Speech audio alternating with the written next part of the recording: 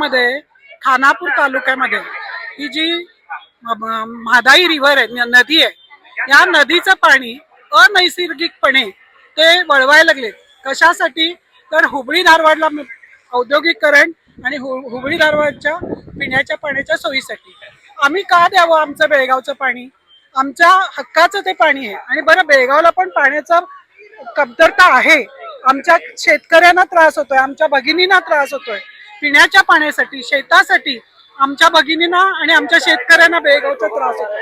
मग आमचं पाणी आम्हाला द्यायचं सोडून आम्ही हुबळी धारवाडला का द्यावं? आणि यात राजकारण असं झालेलं आहे की आमचे जे लोकप्रतिनिधी आहेत लोकसभेमधले, ते हुबळीहून आलेले आहेत. त्यामुळे त्यांनी काही काळजी घेतलेली नाहीये. आणि माझ्या बेळगावच्या सर्व लोकप्रतिनिधींना जे निवडून आलेले आहेत विधानसभेमध्ये, त्यांनी प्रयत्न केला पाहिजे की आमचं बेळगावचं पाणी बेळगावलाच राहिलं पाहिजे.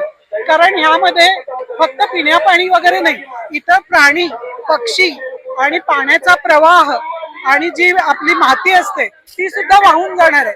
त्यामुळे अनैसर्गिकपणे कोणतीही गोष्ट केली तर त्याचा कधीही उपयोग होत नाही, त्याचा सर्वांना त्रास आहे. तर आमचं लोकप्रतिनिधींना आणि या डीसीच्या तर्फे सगळ्या लोकप्रतिनिधीला असं म्हणणं आहे की त्यांनी आमचं बेळगावचं जे पाणी आहे ती नदी न वळवता, what they are doing is alter करायला लागलेत. अल्टर करून नदी ते द्यायला लागलेत हुबळी धारवाडला. का द्यायचं आम्ही असं? अल्टर केल्यामुळे पक्ष्यांचं जे राहण्याचं ठिकाण त्यांना आता ह्याच्या पुढे डीसी काय म्हणतात ते बघणार आम्ही.